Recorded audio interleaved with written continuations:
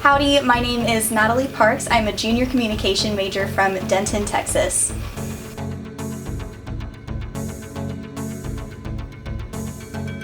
So I actually really love this question. I feel like my Aggie story is kind of unique.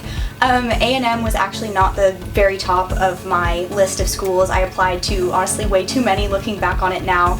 But what changed my mind and boosted A&M to the top of my college list was actually the class of 2022 GroupMe's.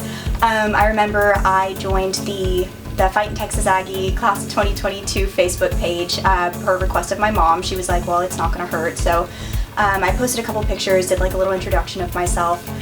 From there, someone reached out to me and said, hey, like join our GroupMe's. At the time, I think there were 500 people. At one point, it got to 2,000. I met so many incredible people from the GroupMe's of all things, just a bunch of group chats. And we had meetups in the DFW area. I remember I joined the page in the GroupMe back in January of 2018.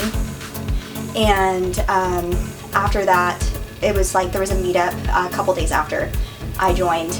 And I actually committed to A&M the very next day. My platform is built off of the premise of creating a TAMU by you. Essentially what this means is I spent a long time just kind of reaching out to student leaders and students and friends and paying attention to social media and Twitter and stuff like that to figure out what are the issues that students really want tackled. And so just after a long research period, I suppose, of just me figuring that stuff out kind of behind the scenes, I narrowed down everything to 3 platform pillars, which are wellness, because wellness influences student success, inclusion, because I want to make it known that everybody has a place in Aggie land, and finally tradition, because tradition is what connects us to the Aggie spirit, but also each other. So I have been really involved on campus in my time here. Selfless service is my favorite Aggie core value, and I try to make that known in everything that I do.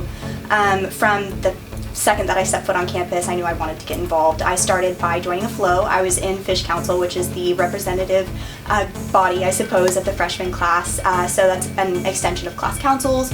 So I've been in that since the beginning. I currently serve as the junior class president, which is my favorite thing that I've ever been able to do here, but also very involved in Greek life side of things. I'm in a sorority, Kappa Delta specifically, where I served on the leadership team, or our council, as the vice president of community service.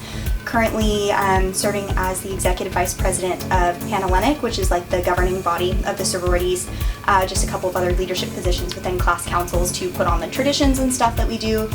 So just kind of been everywhere.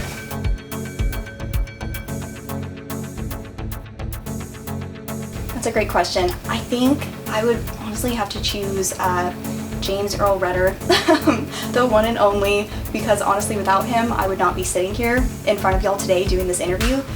He helped to integrate Texas A&M from an all-military male school to having women and people of color, and just contributed to creating the diverse community that we have on campus here today.